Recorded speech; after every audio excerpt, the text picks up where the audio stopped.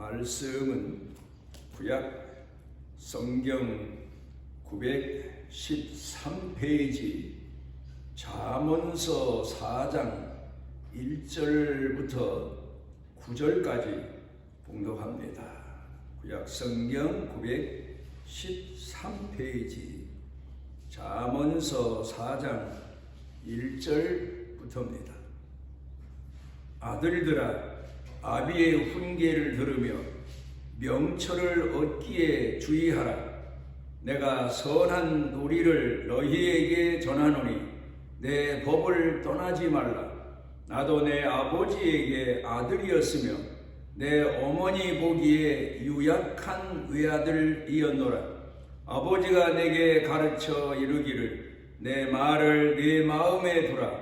내 명령을 지키라. 그리하면 살리라. 지혜를 얻으며 명철을 얻으라. 내 입의 말을 잊지 말며 어기지 말라. 지혜를 버리지 말라. 그가 너를 보호하리라. 그가 그를 사랑하라. 그가 너를 지키리라. 지혜가 제일이니 지혜를 얻으라. 네가 얻은 모든 것을 가지고 명철을 얻을지니라. 그를 높이라. 그리하면 그가 너를 높이 들리라. 만일 그를 품으면 그가 너를 영화롭게 하리라. 그가 아름다운 관을 내 머리에 두겠고 영화로운 면류관을 내게 주리라 하셨느니라.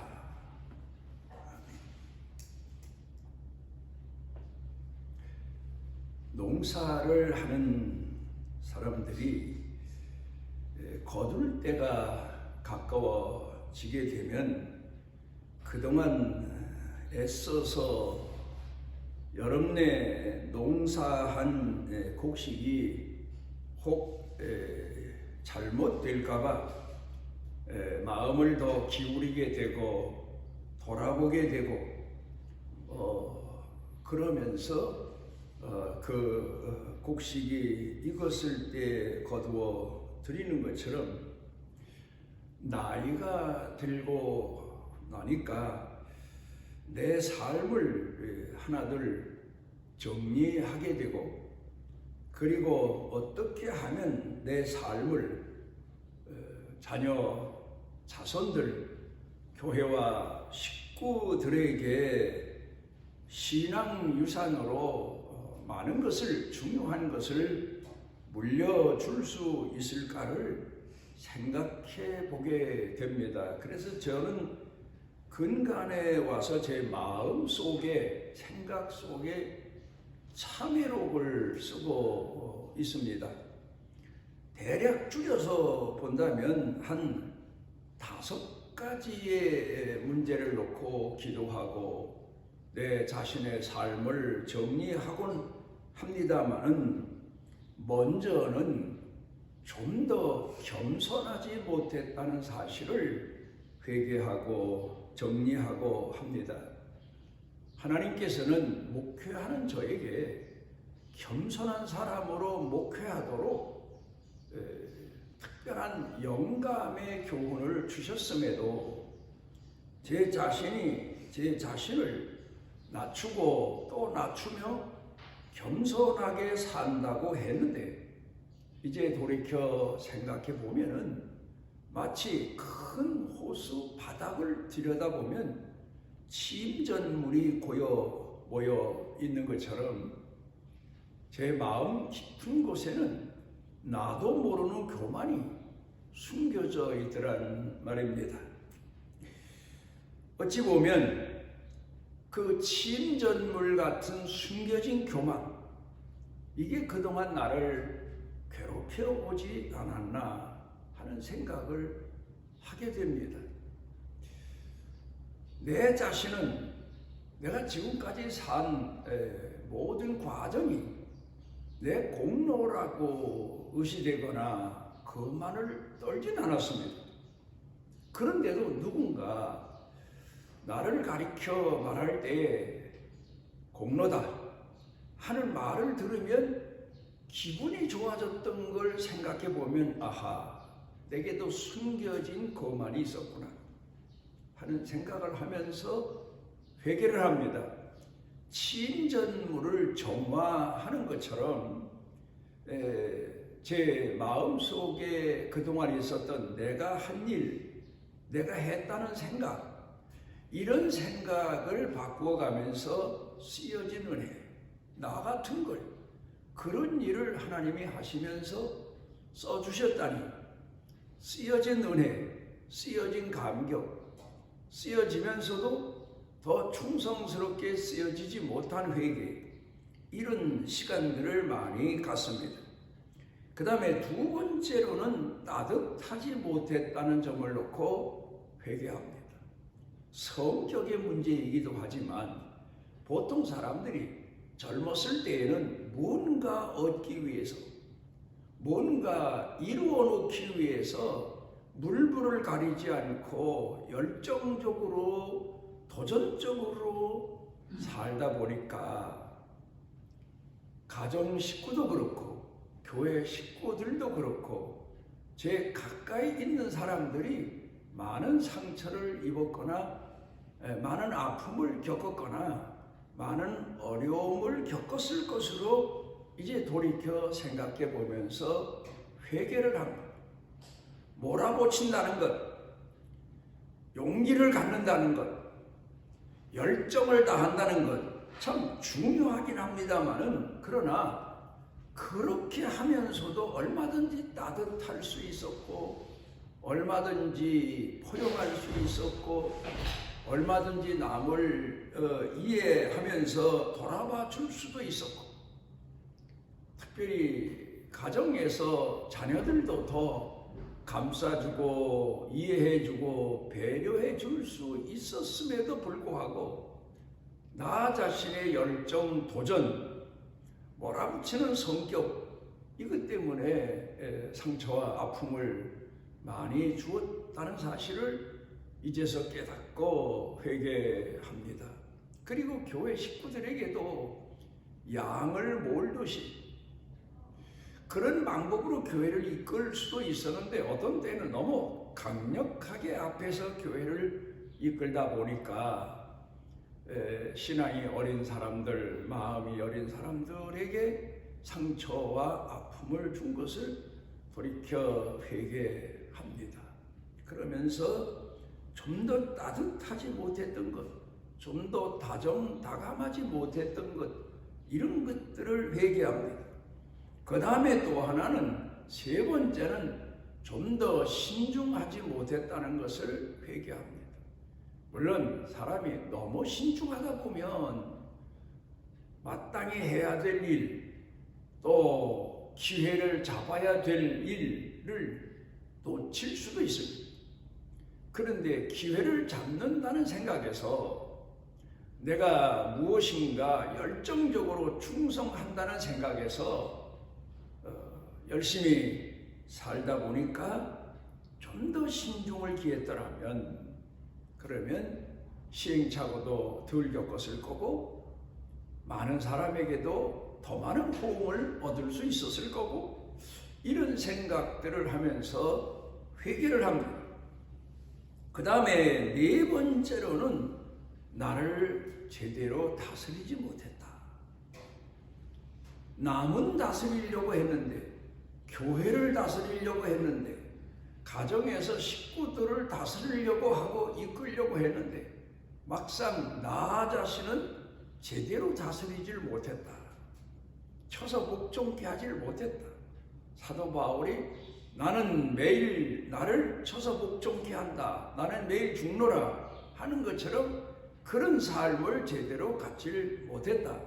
내가 살았기 때문에 내 성격이 그대로 남에게 아픔을 주고 고통을 준 것, 이것에 대해서 회개를 많이 합니다. 그 다음에 다섯 번째로는 좀 더 참고 인내하지 못한 것에 대해서 회개합니다. 좀 더 참았더라면 말도 실수를 덜 했을 거고, 좀 더 참았더라면 더 많은 사람을 얻을 수 있었을 거고, 좀 더 참았더라면 다른 사람에게 아픔보다는 덕을 줄 수 있었을 텐데, 사랑을 줄 수 있었고 더 신앙의 고귀함을 줄 수 있었는데 인내하지 못한 것, 또 어떤 경우에는 끝까지 인내하지 못해서 잃어버린 것도 참 많습니다. 끝까지 참고 기다렸더라면 하는 생각을 하면서 이제는 나이가 들고 나니까 인내하는 마음, 마지막 구원을 이루시는 하나님 앞에서 인내하는 마음 하나 가지고 살아갈 수밖에는 없는 그런 내 처지가 된 것을 생각하면서 하나님 앞에 좀 더 겸손하고 좀 더 따뜻하고 좀 더 신중하고 좀 더 나를 다스리고 좀 더 인내하며 살아갈 수 있는 은혜를 간구하면서 노년을 살아가고 있습니다. 심리학자들이 자녀 교육에 대해서 조언하는 내용을 놓고 보게 되면 자녀 교육은 말로만 되는 게 아니다. 참 말도 중요합니다. 아이들에게 많은 말을 들려주고 많은 지식을 들려주는 게 우리로서는 교육이다. 그렇게 생각이 되어서 훌륭한 스승을 찾고 지혜로운 스승을 찾고 많은 실력을 가진 스승을 찾게 하고 또 나도 많은 말로 아이들을 가르쳐 보려고 하지만 심리학자들이 연구하고 연구해 보니까 말로만 교육이 되는 게 아니다. 그런 얘기를 합니다.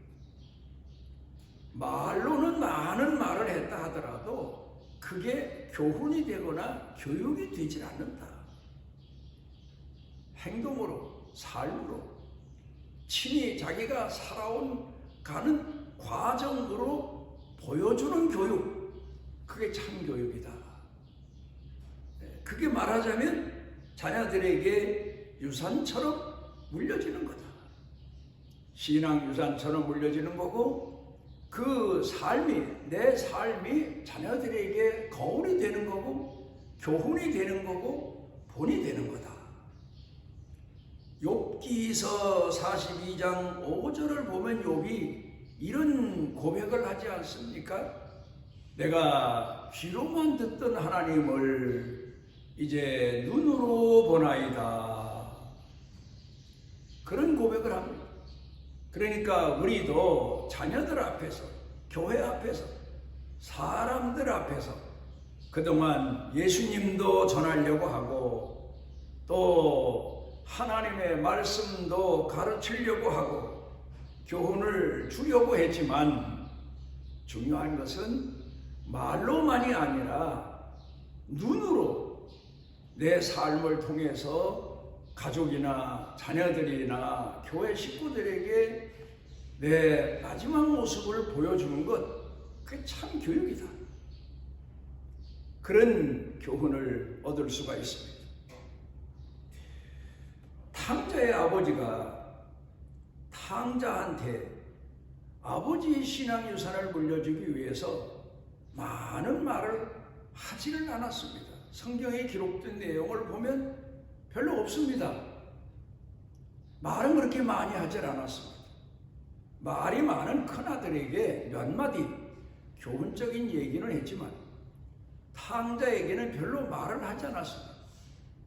그런데 탕자가 세상에 나가서 허랑방탕하다가 마지막에 그가 아버지를 생각한 것은 아버지가 자식들 앞에서 자식들이 불만을 토로하든지 원망을 하든지 불평을 하든지 묵묵히 하나님 앞에서 진실한 마음을 가지고 하나님을 향한 신앙인의 자세, 자식들을 향한 부모의 참 마음과 자세를 흐트러지지 아니하고 열심히 산 것, 그게 바로 탕자가 돌아오는 아버지의 삶의 모습이 계기가 되고 교훈이 되었음을 우리가 돌이켜 생각을 해 보게 됩니다.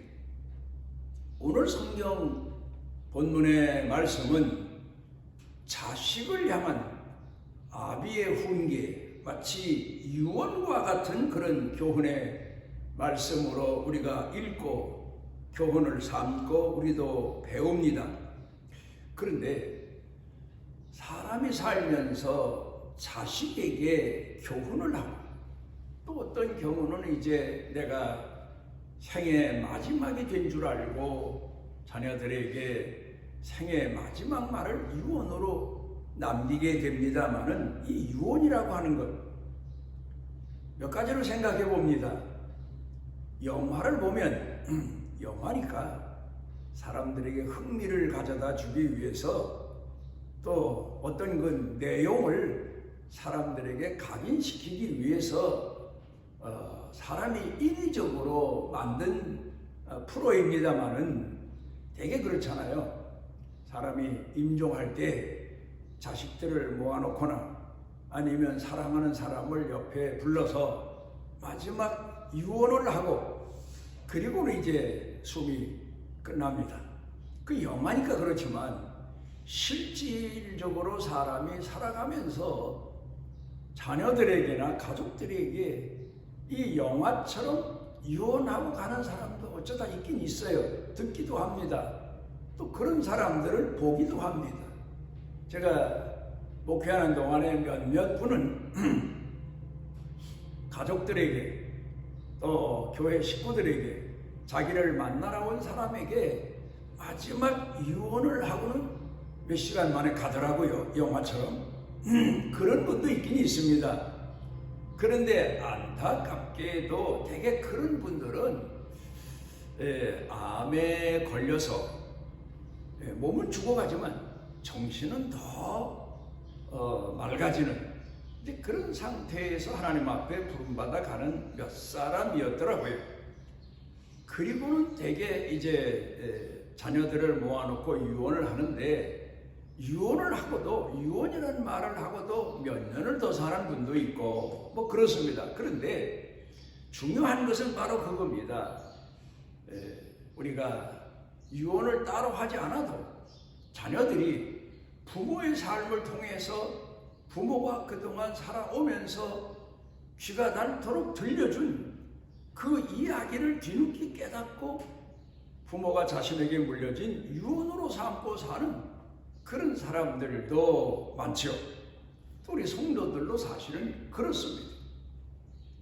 보통 때에는 부모가 돌아간 그 후에도 부모가 그렇게 당부했던 말을 잊어버리고 살지만 더 인생을 살면서 어떤 일을 겪고 사건을 겪으면서 옛날에 부모님이 내 귀에 들려주었던 그 귀한 교훈의 말이 생각나서 그걸 자기 자신의 삶의 교훈으로 삼는 그런 사람들도 참 많습니다.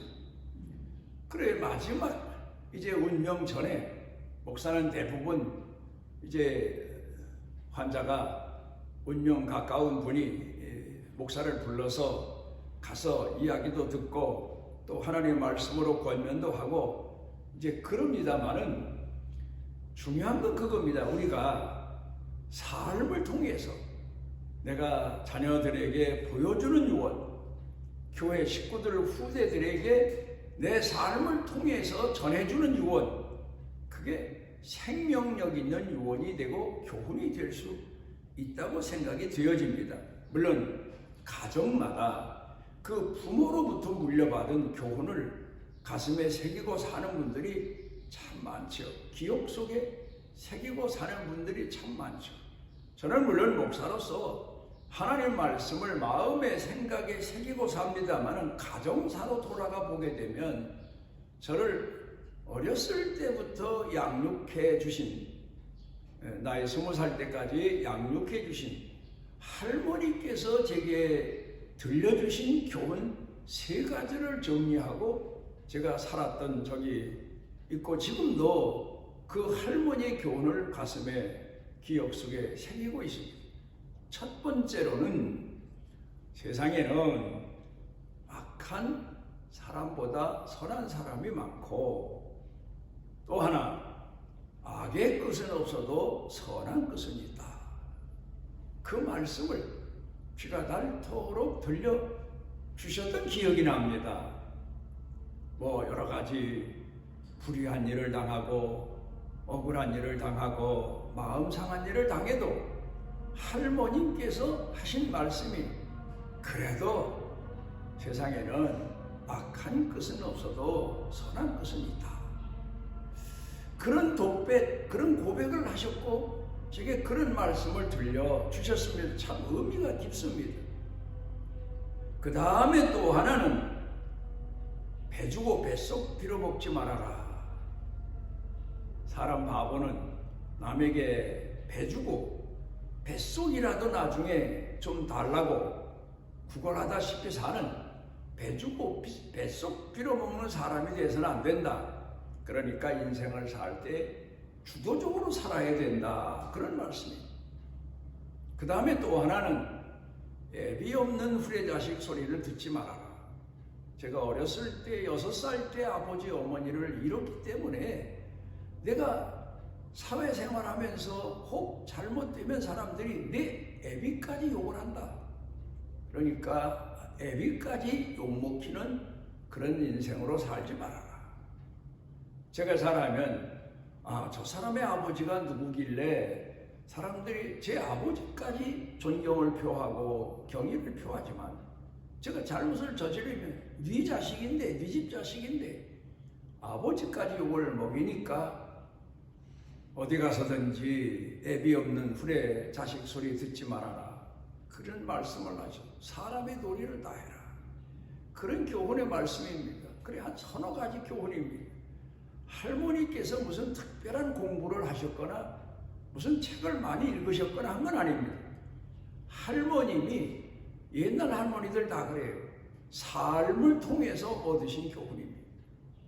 본인이 실제로 그렇게 살면서 자녀 자손들에게 일러주신 교훈이기 때문에 참 소중한 교훈이고 제가 살면서 큰 교훈으로 삼았던 내용입니다. 성경 가운데로 돌아가서 보게 되면 신앙인들의 교훈의 말, 유언의 말도 우리가 종합을 해서 보게 되면 뭐 아브라함 같은 이도 마지막 자기 생명 수완이 다 된 걸 알고 이삭도 그랬고 야곱도 그랬고 요셉도 성경에 기록된 내용을 보면 자녀 자손들에게 유언을 합니다. 그 내용을 종합해 보면 하나님 잘 공경해라. 뭐 형제들 간에 서로 이해하고 용서하고 포용하고 사랑해라. 뭐 그런 내용이 요셉은 생활을 통해서도 보여주었고 또 이삭이나 야곱은 아버지 할아버지의 신앙 유산을 물려받아서 자손에게 신앙 유산을 물려주는 내용들이 나옵니다. 그런데 제가 모세에 대해서 잠시 생각을 해봤습니다. 성경 가운데 보게 되면 모세는 하나님을 잘 공경해라. 그 교훈을 내 마음 성품 뜻을 다하여 하나님을 공경해라. 물론 그 교훈을 자녀와 그리고 이스라엘 백성들에게 전했겠지요. 그러나 하나 분명한 것은 고린도전서 13장 5절 가운데서 사도 바울이 한 말이 있습니다. 성내지 아니하며. 참 사도 바울은 우리 신앙의 기준이기도 하고 신앙의 풍부한 내용이기도 하고 사랑의 내용이기도 한 그런 신앙 유산과 하나님의 말씀을 전한 분 아닙니까? 고린도전서 13장에 보면 사랑은 오래 참고 온유하고 시기하지 아니하고 또 자랑하지 아니하고 교만하지 아니하고 무례 행치 아니하고 악을 행치 아니하고 유익을 구하지 아니하고. 그런데 거기 중요한 내용이 성내지 아니하고. 제 자신도 이 내용에 대해서는 회개를 많이 합니다. 사람이 살아가다 보면 성을 낼 때도 있죠. 의견 충돌이 날 때, 억울한 일을 당할 때. 그러나 성내지 아니하며, 성내는 것은 본인에게도 유익이 안 되고 남에게도 유익이 안 돼. 아마도 모세가 자기 자녀들이나 이스라엘 백성들에게 교훈 삼아 두 번째 한 말이, 첫 번째는 마음 성품 뜻을 다하여 주 너의 하나님을 공경하라 했고, 두 번째로는 성내지 말아라, 나가라.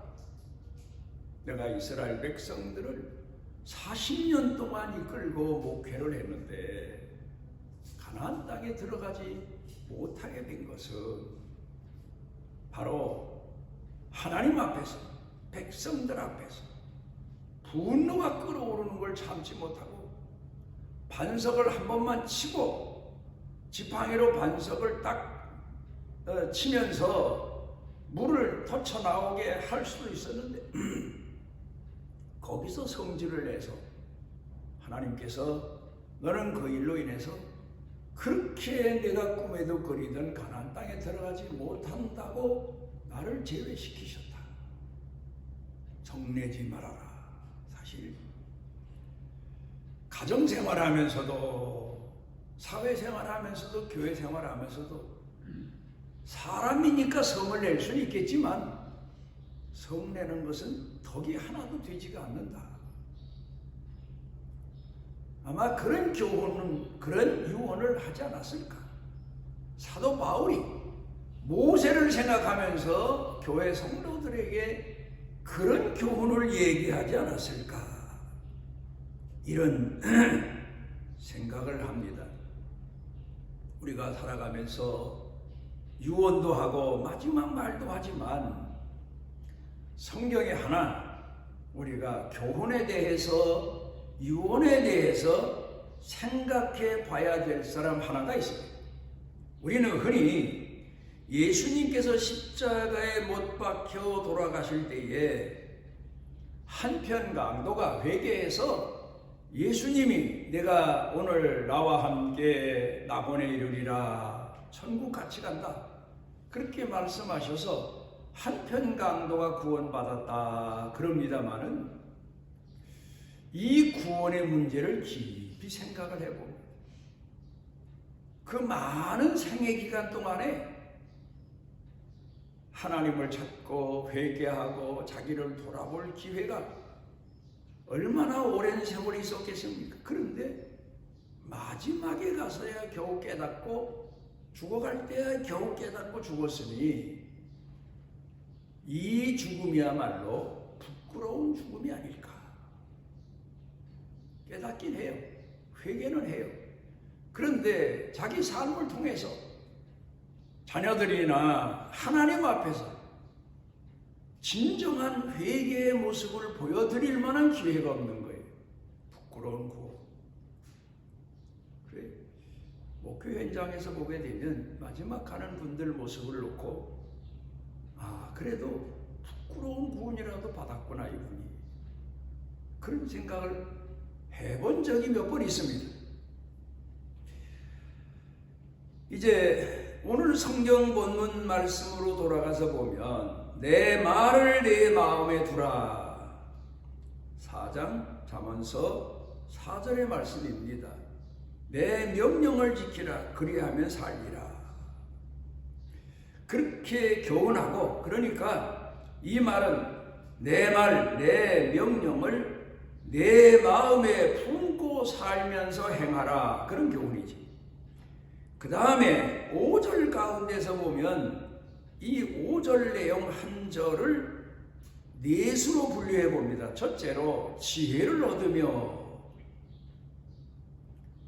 지혜를 얻는다. 이걸 꽤나 많다. 우리 보통 쓰는 말로 그렇게 말하기는 조금 어렵습니다. 지혜, 이것은 곧 하나님의 말씀을 말합니다. 지혜를 얻으며 하나님의 말씀을 마음에 새기며 하나님 앞에 순종하며, 그런 뜻입니다. 그 다음에 두 번째 명철을 얻으며, 이 본문 4장 5절 상반절이죠. 이 말은 명철이 뭡니까? 하나님 말씀을 준행하고 순종하면서 내 나름대로 깨닫는 지혜, 그게 명철이에요. 그러니까 하나님 말씀이 지혜요. 그 말씀에 순종하면서 깨닫는 지혜가 곧 명철이다, 그런 뜻입니다. 그 다음에 내 입의 말을 잊지 말라. 그러니까 마음에 새기고 말로만이 아닌 삶으로 살아라. 그 다음에 네 번째로는 어기지 말아라. 그 말씀의 의미는 하나님을 버리지 말아라, 그런 뜻입니다. 내가 하나님 말씀을 어기거나 하나님 말씀을 버리면 하나님도 너를 버리고 그 말씀도 너를 버린다, 너를 떠난다, 그런 교훈이 고린도전서 1장 25절 가운데 보면 참 사도 바울이 귀한 얘기를 했어요. 사람들이 볼 때는 바보 같아요. 어리석어요. 그런데 하나님이 보실 때는 지혜로워요. 사도 바울이 고린도 교회 성도들에게 고린도전서 1장, 2장, 3장, 4장 쭉 읽어보면 참 귀한 말을 했어요. 우리가 남들같이 먹지도 아니했고 남들처럼 입지도 아니했고 남들처럼 평안을 택하지 않고 그동안 살았다. 그러니까 남들이 볼 때는 같은 믿는 사람이 봐도 왜 저렇게 안 먹어? 왜 저렇게 잘 입질 않아? 못 입고 살아? 왜 저렇게 편안하게 살질 않아? 그럴 정도로 배고픔도 겪고 못 입고 못 살고 병약하고 매맞고 천대받고 남들이 볼 때는 왜 저렇게 예수를 바보처럼 믿어? 그런데 그게 바로 하나님이 주신 지혜와 능력이다. 참 귀한 내용입니다. 여러분, 사람이 살아가면서 남들과 동일한 생활 수준을 살면서도 남들보다 덜 먹고 남들보다 덜 누리고 남들보다 더 참고 나를 더 낮추고, 그게 능력이란 말이에요. 그게 하나님이 주신 지혜라는 거예요. 우리는 오늘을 살면서 남들이 볼 때는 바보 같아도 하나님이 보실 때는 가장 지혜로운 생명을 품고 사는 자요, 또 하나님 말씀대로 순종하며 사는 그 사람 자체가 다른 능력자보다 최고의 능력자다, 그렇게 평가하신다고 사도 바울이 고백하고 있습니다. 우리가 보다 더 하나님 편에서 볼 때 지혜로운 자녀로 오늘을 살아가며 하나님도 기쁘시게 하고 우리 삶도 잘 마지막까지 마무리할 수 있고 충성되게 살아갈 수 있는 신앙인들 되시기를 바랍니다. 우리를 주의 자녀로 불러주시고 우리 마음 성품 뜻을 다하여 하나님을 공경하며 나 자신을 다스리며 주님의 뜻을 이루어갈 수 있는 은혜와 은총을 우리에게 주신 하나님, 더 붙들어 주옵소서, 더 이끌어 주옵소서, 더 낮아지게 하옵소서, 더 충성되게 하옵소서. 예수님 이름으로 기도드리옵나이다. 여호와께서 그 날개 아래 보호를 받으러 온 내게 온전한 상 주시기를 원하노라. 이 땅에 오셔서 우리의 선한 목자가 되시어 푸른 초장으로 잔잔한 물가로 인도하시고 사망의 음침한 골짜기를 헤맬 때도 함께해 주시는 우리 주 예수 그리스도의 무한하신 은혜와 우리 속에 내재하셔서 때마다 깨닫게 해주시고 일으켜 주시고 믿음과 삶의 의욕과 용기를 부여하시는 성령님의 능력의 은총이 사랑하는 자녀들 생각, 마음, 영육, 가정, 일터, 경영 식구들 중에 넘치고 넘치도록 함께 하시기를 축원하옵나이다.